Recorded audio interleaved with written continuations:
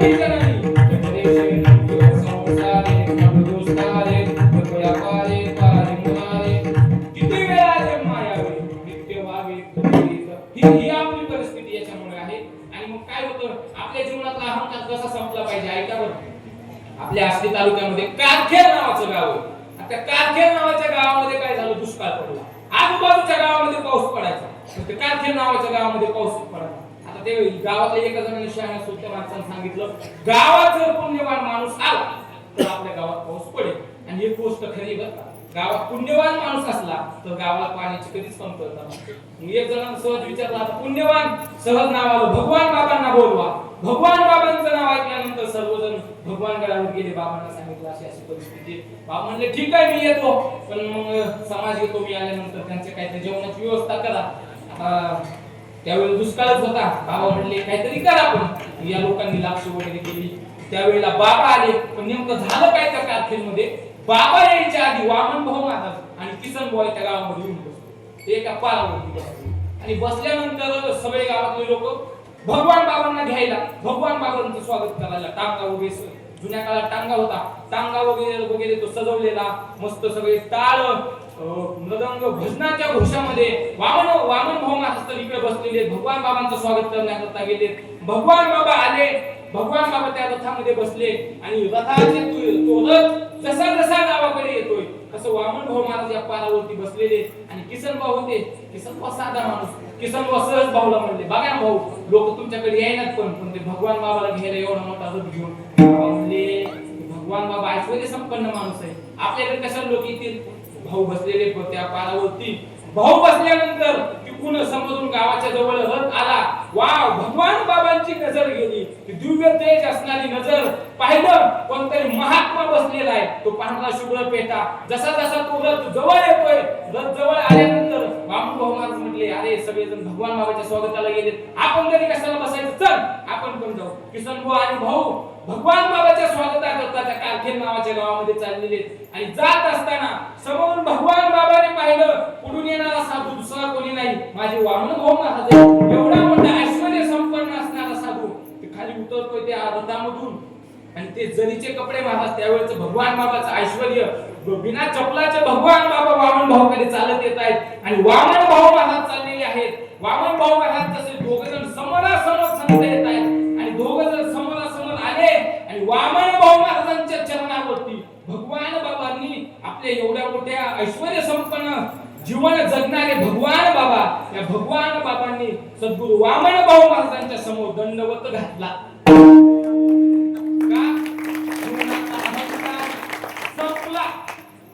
जीवनातला अहंकार संपला म्हणून हे लोक संत आहेत आणि आज इतके वर्ष झाले जाऊन तरी आज त्यांच्या नावाने महाराज फक्त त्यांच्या नावाने चमत्कार घडतात. नुसत्या नावाने मी तर भाग्यवान समजतो त्या लोकांना जे ज्यांनी वामन भाऊंना पाहिलं ज्यांनी भगवान बाबांना पाहिलं. वामन भाऊ महाराज काय साधे होते काय महाराज. वामन भाऊ महाराज म्हणजे झळझळीत ज्वाला अग्नी जैसा विवेकासहित वैराग्याचे बोल. वामन भाऊ महाराजांचं जीवन महाराज आपल्या सर्वांना परिचित आहे. आपल्या शेजारचं गाव कडेवाडी. कडेवाडीला नारळी सप्ताह करायचा होता. नारळी सप्ताह करायचा होता. नारळी सप्ताह ना का सप्ताह करायचा होता. नारळी सप्ताह करायचा होता आणि कडेवाडीचे लोक तिकडे कारखान्यावरती होते. ते वामन भाऊ महाराज त्यांना त्या भवानीनगर कारखान्यावर आणायला गेले. भवानीनगर कारखान्याच ना संसदचा भवानीनगर भवानीनगर नाव आहे. आता पहिलं संसद म्हणायचं. त्या भवानीनगरच्या कारखान्यावर वामन भाऊ महाराज ते आपले सर्व लोक आणण्यासाठी गेले. भाऊंनी अर्ज केला विनंती केली आमचा समाज इकडे मला सप्ताह करायचा आहे यांचं थोडे दिवस खाली टाका आणि मला यांना सप्ताहाला घेऊन जायचंय. त्या लोकांनी विरोध केला. वामन भाऊ महाराज तुम्हाला सर्व प्रसंग माहिती आहे. वामन भाऊ महाराज म्हटले तुझं क्षणात होत्याचं नव्हतं होईल आणि वामन भाऊ महाराज वापस यायला लागले आणि तिकडं काय झालं तो बॉयलर फुटला कारखाना जळायला लागला. त्यानंतर त्या कारखान्याच्या मालकाला सद्बुद्धी झाली. तो शेवटी का होईना वामन भाऊ महाराजांच्या शरणागतीमध्ये आला आणि त्याच्या जीवनाचं कल्याण झालं. म्हणजे हे जे संत आहेत संत काय साधेत का महाराज. त्यांच्या एक एक शब्द हा मोत्यासारखा आहे. मी तर म्हणत असतो वामन भाऊ महाराज खरं बोलतात असं नाही. वामन भाऊ महाराज खरं ज्ञानोबा महाराज जे बोलत होते ते खरं होतं. किंवा भाऊंची ताकद महाराज. ज्ञानोबारायांच्या जीवनाचा प्रसंग पहा. ज्ञानोबाराय म्हणतात माझिया विठ्ठल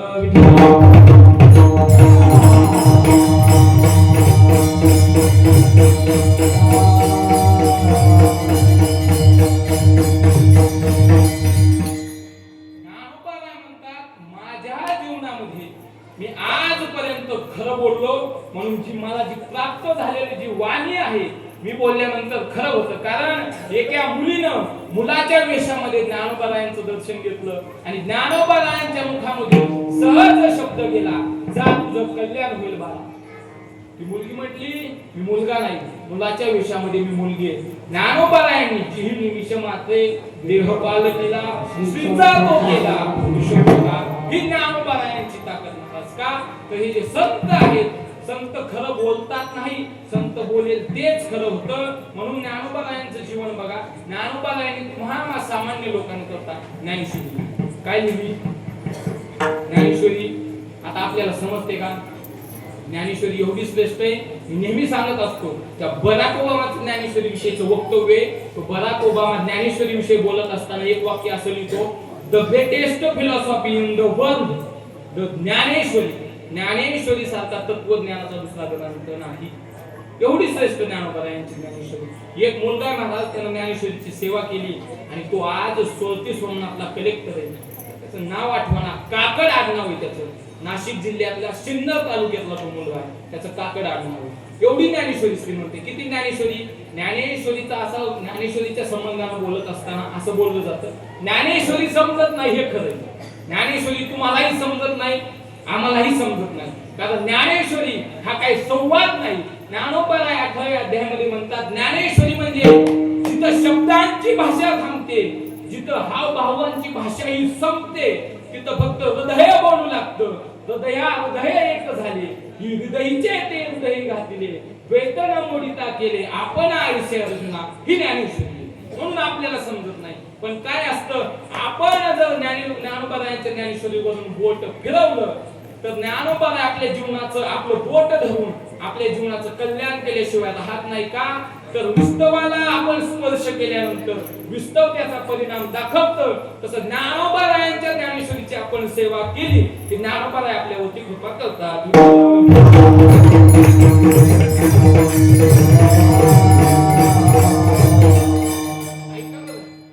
जो सकाळपासून संध्याकाळपर्यंत जगत असतो त्याला जीव म्हणायचं.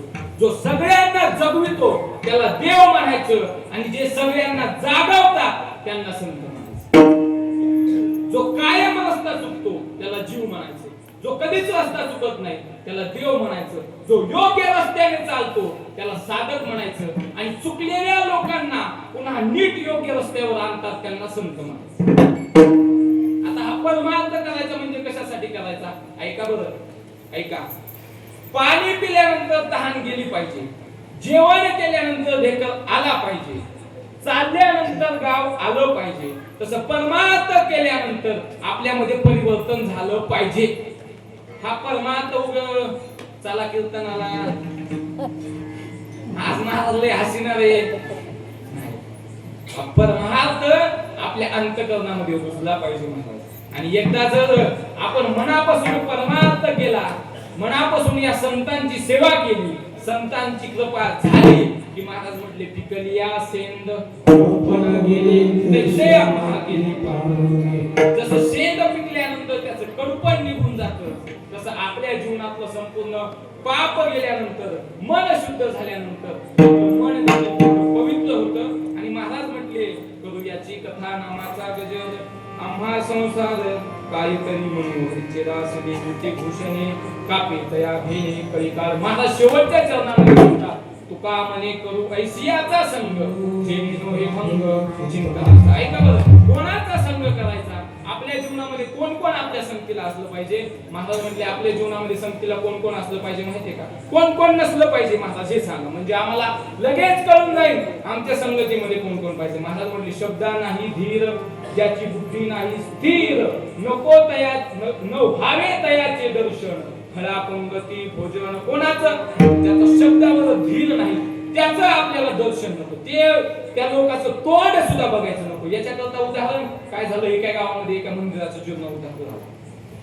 जीर्णोद्धार करायचं ठरवलं लोकांनी आणि ते करायचं म्हटल्या मग आता वर्गणी म्हटल्या मग लोक म्हणायला लागले, पण लोक काय वर्गणीच देणार. शेजारच्या गावात कीर्तन चालू होतं, सकाळचं कीर्तन होतं. लोक म्हणले, लोक महाराजाचं ऐकतात, त्या महाराजाला गावामध्ये आणल्यानंतर लोक जमले, सांगितलं आपल्या गावातल्या विठ्ठल रुक्मिणी मंदिराचा जीर्णोद्धार करायचा आहे. त्याकरता आपल्याला सर्वांना काही ना काही आर्थिक मदत करावी लागेल. मग महाराज सांगायला लागले, असं स्टेज निर्माण केलं. स्टेजवर 10-5 कार्यकर्ते, मध्ये महाराज बसलेले आणि बसल्यानंतर एक जण उठला, म्हणला आपले 11,000. दुसरा उठला म्हणला 21. तिसरा उठला म्हणला 41. पाचवा उठला म्हणला 55. सातवा उठला सहावा उठला ते म्हणला 81. आठवा उठला 1 लाख. तर लाखापर्यंत गेले. आता व स्टेजवर बसलेला एक जण होता, तो आला. तो स्टेजवर बसलेला पाटील आल्यानंतर ते म्हणला, महाराज आपले 1.25 लाख, सगळ्यात जास्त पैसे त्याची, सगळ्यात जास्त देणगी त्याची. मग महाराज म्हटले तुमचं नाव सांगा. तो म्हणला आपण नाव, म्हणला आपल्याला नाव घेणं आवडतच नाही, म्हणला त्या समाजामध्ये आपलं नाव झालंच नाही पाहिजे. तो म्हणला बरं ठीक आहे. मग महाराजांनी सांगितलं, ऐका, आपल्या गावातल्या एका दानशूर व्यक्तीनं नाव न घेता 1.25 लाख रुपयाची देणगी जाहीर केली. लोकांनी टाळ्या वाजवल्या आणि या टाळ्या एवढ्या वाईट आहेत देवा, लय टाळ्या वाईट. ते टाळ्या वाजले की त्याला पुन्हा बुद्धी झाली. तेव्हा ते उठला, तुम्हाला महाराज नाव नका घेऊ, पण सांगा ज्यांनी 1.25 लाख दिले तो स्टेजवर बसला. महाराज म्हटले ठीक आहे, ज्यांनी आपल्या मंदिराकरता 1.25 लाख रुपये दिले ते स्टेजवरच बसले. पुन्हा जोरदार टाळ्या, डबल टाळ्या वाजल्या, डबल दिले. महाराज स्टेजवर बसले, पण कोणत्या साईडला बसले हे कळलंच नाही. महाराज म्हटले, महाराज पुन्हा म्हटले, स्टेजवर माझ्या उजव्या बाजूला बसले. हा पुन्हा आला, म्हणला महाराज तुमच्या उजव्या का लोकांच्या उजव्या? माझा उजवं तुमचं उजवं वेगवेगळं. परत महाराज म्हटले, माझ्या उजव्या बाजूला 3ऱ्या नंबरच्या खुर्चीवर ते बसलेले आहेत. पुन्हा जोरदार टाळ्या. पुन्हा तेव्हा लोकांनी एवढ्या टाळ्या करून वाजल्या माहिती का? तुम्ही म्हणता महाराज एवढ्या वेळेस करून टाळ्या वाजायला लावला, कारण जे तुम्ही म्हणता एवढ्या वेळेस पुढे टाळ्या असतात. जे स्टेजवर बसलेले होते 10-5 जण, ते कोण होते माहिती का? अख्ख्या गावाला उभारलेली. त्यांनी 1.25 लाख दिले की लोकांना आनंद वाटायचा. ते पण डबल टाळ्या वाजल्या. तेव्हा आला, ते म्हणला महाराज 3 नंबरची खुर्ची, शेवटून 3 नंबर काय एकूण 3 मला तो नाव सांगतो ना. नाही म्हणला महाराज मी नाव नसतो सांग. महाराज म्हणला नावच घेतो तुझं. नाही महाराज बरोबर सांगितलं. महाराज म्हणले, हे बघा माझ्यापासून 3 नंबरच्या खुर्चीवर बसलेले आहेत. लोकांना कळलं ह्या पाटलांनी पैसे दिले. मोठे टाळ्या वगैरे झाल्या. त्या पाटलांनी काय सगळे घरी गेल्यानंतर मग ते त्यांचं ट्रस्ट स्थापित झालं, वाटीत झालं, ते सगळं झालं. मग पाटलाला फोन केला, पाटील तुमची 1.25 लाख देणगी. पाटील मला चेक पाठवतो. ते म्हणले काय आपलं वाटीत झाले ते बिंदास चेक पाठवले. पाटलाने लिफाफा घेतला, 1.25 लाख टाकला, त्याच्यावर 1.25 लाख आकडा टाकला आणि तो लिफाफ्यात चेक टाकला. तो लिफाफा दिला, कार्यकर्त्यांनी घेतला. कार्यकर्ते बँकेमध्ये गेले आणि तो लिफाफा दिला कॅशियरच्या हातात. म्हणले हा चेक जमा करा. कॅशियरने चेक फाडला, बाहेर काढले, ते लिफाफा फाडून चेक पाहिला. म्हणले हे चेक बाउन्स होईल. कसं काय? म्हणजे आमच्या गावचा पाटलाचा चेक बाउन्स. ते म्हणला कसं काय? कॅशियर म्हणला याच्यावर सहीच नाही. कॅशियर काय म्हणला याच्यावर सहीच नाही. गडी उन्हात आणायची बँकेत गेले, घेतला मागायला गेले पाटलाकडून. पाटील पाटलाने पाहिलं गडी यांना कळलं सही नाही. म्हणले या उन्हात आणायचे आले बसले, सरबत वगैरे दिला त्यांना. आणि पाटलाला त्यांनी सांगितलं, हे बघा पाटील तुम्ही आम्हाला चेक दिला पण चेक वरती सहीच नाही. किंवा म्हणला सही नाही तुम्हाला कळतं का? किंवा म्हणला काय पाटील तुम्ही एवढे मोठे पाटील, तुम्ही चेकवर सही का नाही केली? ते म्हणला ऐका तुमच्या ध्यानात आहे का महाराज आलते आपल्या गावात? म्हणला हा आलते. त्यावेळेला महाराजांनी काय सांगितलं होतं? नाव न घेता 1.25 लाख रुपये जमा. तेव्हा म्हणला आपण नाव नसतो घेत ना. पाटील काय म्हणला आपण नाव नसतो घेत. ते म्हणला ठीक आहे ना पाटील तुमचं कुठं नाव घेतलं सही तर करा. पाटील म्हणला नाव नाही म्हणल्यावर सही कशी? चेकला काही किंमत राहिली का? कागद काय चेक काय एक सारखाच. शब्द नाही धीर ज्याची बुद्धी नाही स्थिर न व्हावे त्याचे दर्शन खरा पंगती अशा लोकांचं दर्शन नाही झालं पाहिजे. अजून कोणाचं दर्शन नाही झालं पाहिजे. महाराज म्हटले ऐका बरं, आपण सर्व शेतकरी 50 वर्षाचा काळ, त्यावेळेला काय असायचं 50 वर्षाचा काळ, त्यानंतर थोडं अपडेट झालं, इंजिन आलं. पहिलं काय असायचं मोठ्याने पाणी, नंतर इंजिन, त्याच्यानंतर विद्युत लाईट आली. आता तर काय डायरेक्ट मोबाईल वरून चालू होतं. तर जुना काळ, मग ते याचं पाणी उपसायचे, मोठीनं पाणी उपसायचे. मोठीनं पाणी उपसलं की ते कशात आणून टाकायचे, कशात, थारुळ्यात पाणी टाकायचे. आता थारुळ्यात पाणी टाकलं की मग शेतकऱ्याला जिकडं पाहिजे तिकडं घेऊन जायचं. उसाला जर पाणी लागत असेल तर उसाला, मका सुकली असेल तर मकाला, गव्हाला पाहिजे असलं तर गव्हाला, कांद्याला पाहिजे असलं तर कांद्याला. ज्ञानोबा काय म्हणले, माळीये तेवते नेले, तेवते निवांतची गेले. जिकडं पाणी गेलं तिकडं निवांत गेलं. पण काय झालं, एक काळी अशी आडवी आली दंडामध्ये. कशामध्ये, पाटामध्ये, दंडामध्ये अशी एक काळी आडवी आली. त्या पाण्यामध्ये असा एखादा पाला आला की ती काळी त्या पाल्याला काय म्हणायची, थांब चहा पाणी करून थांब. ते असं करत करत करत एक काळी पाला येतोय पाला येतोय. त्या काळीनं आघाडी निर्माण झाली. तिथं काय जमा झालं, काय म्हणतात त्याला आपल्याकडे, फुलसान किंवा तुंबाडा बसला. ते फुलसान झालं. आणि फुलसान मग आडवं आल्यानंतर ते पाणी कुठं चाललं होतं, जिकडे योग्य ठिकाणी चाललं होतं, उसाला, मकाला, गव्हाला, कांद्याला योग्य ठिकाणी काढणे लागत होतं नाही ते पाणी. मग असं काय झालं, काय ते मध्ये फुलसान गुंतलं आणि ते फुलसान गुंतल्यानंतर काढणे लागणारं पाणी दण फुटून नको तिकडं गेलं. आणि त्या पाण्याने काय केलं, स्वतः तर वायाला गेलाच गेला, पण येणाऱ्या जाणाऱ्या करता रस्त्यामध्ये काय केला, चिखल केला. तसं महाराज म्हटले, ही तुका म्हणे क्षण नको तयाचे दर्शन. अशा लोकांचं आपल्या जीवनामध्ये दर्शन सुद्धा होऊ नये. मग कशा लोकांचं आपल्याला दर्शन झालं पाहिजे, महाराज अभंगाचे शेवट म्हणे करू आशियाचा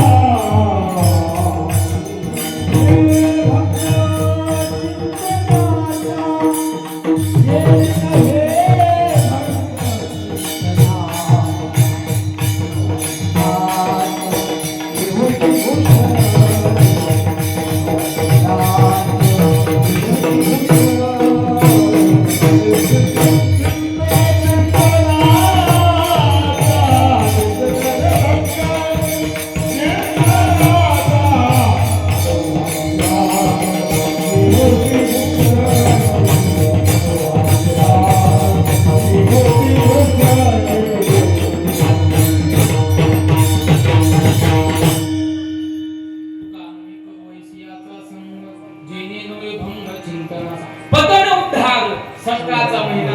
आपल्या जीवनामध्ये घडणं आणि बिघडणं हे आपल्या संगतीवर असतं. म्हणून जीवन जगत असताना आपण आपलं जीवन सज्जनाच्या अवघात बसलेले म्हणलं का, इकडे पाठीमाग सगळ्यांनी इमानदारी एकदम उंच हात करायचे सोबत.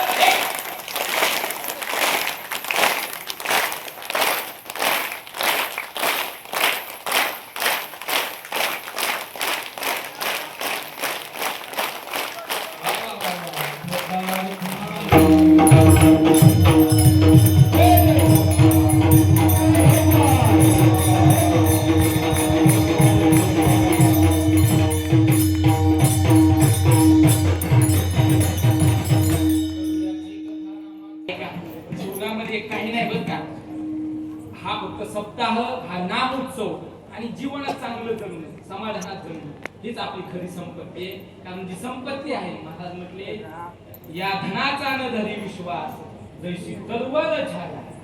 ती कशी आहे, सावलीसारखी हे धन आहे. म्हणून या धनाचा जास्त विचार करू नका. सर्वजण मोठ्या आनंदाने तुम्ही जीवन जगता अशीच वामन भाऊ महाराजांची सर्वांनी सेवा करा. झालेली सेवा पांडुरंग परमात्म्याच्या चरणावरती समर्पित करतो. आणि सर्वांना एक महत्वाची विशेष माझी विनंती असेल, हे बघा, माझं वय सध्या 21 आहे आणि गावामध्ये वावरत असताना, समाजामध्ये वागत असताना कधी एखादा शब्द कमी जास्त होतो कोणाला जर चुकून एखादा शब्द गेला असेल लागला असेल मनापासून सर्वांची माफी मागतो. आता माफी मागल्यावर काही राहिलं काही नाही राहिलं. काही चुकलं असेल आमचे तरुण मंडळी आहेत सर्व माझ्यावर प्रेम करणारे सर्वांचे आशीर्वाद आहेत आणि तुमच्या सर्वांच्या आशीर्वादानं आणि कीर्तन करण्याचा सगळ्यात महत्वाचा जो माझ्या जीवनामध्ये मला योग आलेला आहे हा फक्त आमच्या वडिलांना. आमच्या वडिलांची फार मोठी इच्छा होती. आमचे वडील मला एक गोष्ट नेहमी सांगत असतात, हे बघ लाखो लोक आले लाखो लोक मेले पण साधारण माणूस जन्माला येणं आणि महाराज होऊन मरणं आणि तेही आळंदीला ज्ञानोबारायांच्या सानिध्यात राहून अध्ययन करणं याच्यासारखा तुझ्या जीवनामध्ये दुसरा तुला भाग्यवान नाही. तुझ्यासारखा भाग्यवान या जगामध्ये दुसरा कोणी नाही. म्हणून आमच्या वडिलांची फार मोठी कृपा आहे. आज संपूर्ण महाराष्ट्र आम्हाला डोक्यावर घेऊन नाचतोय हे फक्त आमच्या वडिलांमुळे आणि आमच्या आईंमुळे आमच्या श्रीगुरूंमुळे आणि तुम्हा सर्वांचा आशीर्वाद आहे. सर्वांच्या चरणावरती प्रणाम करतो. काही चुकलं असेल तर आताच नाही वर्षभर वागण्यात काही कमी जास्त होत असतं. मी पण तुमचं लेकरूच आहे. काही चुकलं असेल तर सर्वांची क्षमा याचना मागतो माफी मागतो. काही चुकलं असेल तर उदार अंत करणारे मला माफ करा आणि तुमच्या सर्वांच्या हृदयातील पांडुरंगाला प्रणाम करतो आणि सेवेला पूर्ण विराम देतो. ज्ञानेश्वर